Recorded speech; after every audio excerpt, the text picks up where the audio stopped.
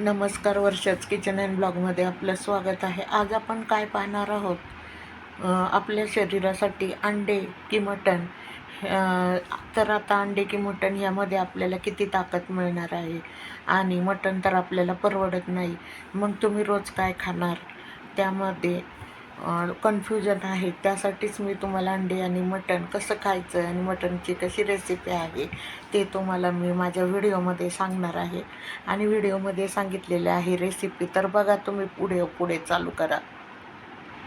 तर इकडे आपण पाहणार आहोत, तुम्ही रोज अंडे खाता की मटण, पण खरंच कोण जास्त ताकद देतं आणि कसं खाल्लं तर शरीराला फायदा होतो, आज आपण सगळं क्लिअर करणार आहोत आणि जाणून घेणार आहोत. मटण वाज अंडे, मुख्य फरक काय आहे? प्रोटीन. अंडे हलकं आणि पटकन पचतं. मटण जास्त प्रोटीन पण जड असतं. पचन. अंडे हलके, सहज पचते. मटण पचायला जरा वेळ लागतो. आणि फॅट आणि चरबी असते. अंडे कमी फॅट असते अंड्यामध्ये. मटण जास्त फॅट जास्त खाल्लं तर नुकसान होते. किंमत. अंडे स्वस्त आणि रोज खाता येतं. मटण महाग आहे आणि कधीतरी आपण आणलं जातं. खायचं. अंडे कसे खायचे तुम्हाला ते टिप्स देते. रोज 1 ते 2 अंडे खाऊ शकता.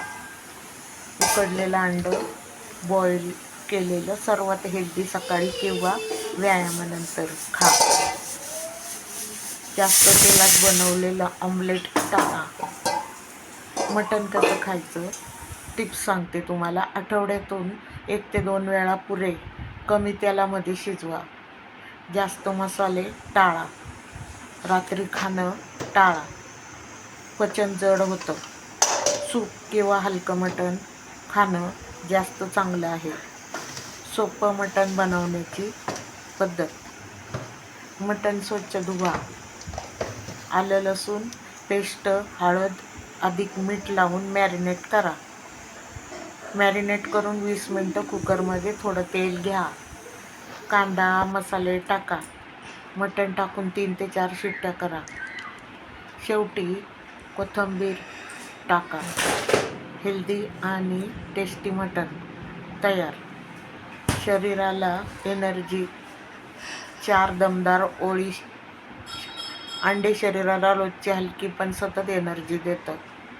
मटण शरीराला जास्त ताकद देतं पण जड असतं. व्यायाम करणाऱ्यांसाठी अंडे बेस्ट ऑप्शन आहे.